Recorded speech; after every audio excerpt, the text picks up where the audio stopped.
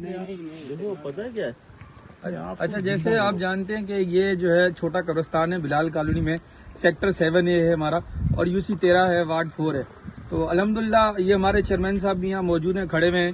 تو ان سے ہم نے درخواست کی تھی کہ بھائی اس کا جو ہے بہت برا حال ہے. تو ان کے اس پہ جو ہے اور ہماری جو کوششیں تھی اور یہاں جو محلے دار تھے انہوں نے جب ہم سے ریکویسٹ کی تو ہم نے یہاں پہ الحمدللہ آپ نے دیکھا کہ یہ کام شروع کرا دیا تھا. جھاڑیاں کٹنا شروع ہو گئی ہیں. تو کچھ دوستوں کو تکلیف تھی، انہوں نے کہا کہ جی یہ کام جو ہے وہ ٹاؤن چیئرمین صاحب کرا رہے ہیں. تو میری ان دوستوں سے یہ درخواست ہے کہ خالی یہ قبرستان نہیں ہے، یہ جو کچی آبادی ہماری یہ 40 سال سے ہے، اور یہ جو لوگ ہیں ہمارے وہ بھی 40 سال سے یہاں رہ رہے ہیں. تو میری ان سے یہ درخواست ہے کہ خالی آپ اس قبرستان کی جھاڑیاں نہیں دیکھیں، آپ اس کے اندر جو سیوریج کے مسئلے ہیں وہ بھی تو ٹاؤن میں ڈسکس کریں. اس کے علاوہ جو ہمارے یہاں کے بنیادی مسائل ہیں آپ ان پہ بھی بات کریں. آپ وہ بھی ان کو بولیں کہ بھائی یہاں آ کے وزٹ کریں، کیونکہ وہ ٹاؤن چیئرمین ہیں. اور ہمارے جو جتنے بھی یہاں کے پارٹی کے لوگ ہیں، جب الیکشن ہوتا ہے الحمدللہ آپ نے دیکھا ہوگا تقریباً میرے حساب سے زیادہ نہیں نا تو کوئی 100 پارٹیاں کھڑی ہوتی ہیں، اور ان میں سے ہوتا یہ کوئی 50 ووٹ ضائع کرتا ہے، کوئی 100 ووٹ ضائع کرتا ہے. اینڈ میں یہ ہوتا تھا کہ ہمیشہ جو ہے وہ بازی تیسرا لے جاتا تھا، اور یہاں کبھی بھی کوئی نمائندہ جیت کر نہیں آیا. اور اس کی بنیادی وجہ کیا تھی؟ صرف یہی تھی کہ ہم یہاں پہ آپس میں جتنے رہنے والے لوگ ہیں نا ان میں اتفاق نہیں تھا.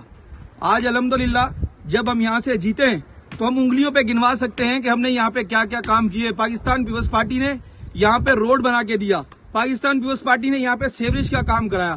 آج آپ گروپوں میں کہہ رہے ہو، وائس ڈال رہے ہو، تو میرے بھائی آپ ہمارے بھائی ہو، مگر جن کے لیے آپ کر رہے ہو ان سے جا کے یہ کہو کہ یہ 40 سالہ پسماندہ علاقہ ہے، یہاں روڈوں کی ضرورت ہے، یہاں سیوریج کی ضرورت ہے. تو یہ بھی تو جا کے آپ وہاں کہو نا، تب تو میں آپ کو مانوں گا کہ آپ علاقے کے ہمدرد ہو اور علاقے کے لوگوں کے ساتھ آپ ہمدرد ہو.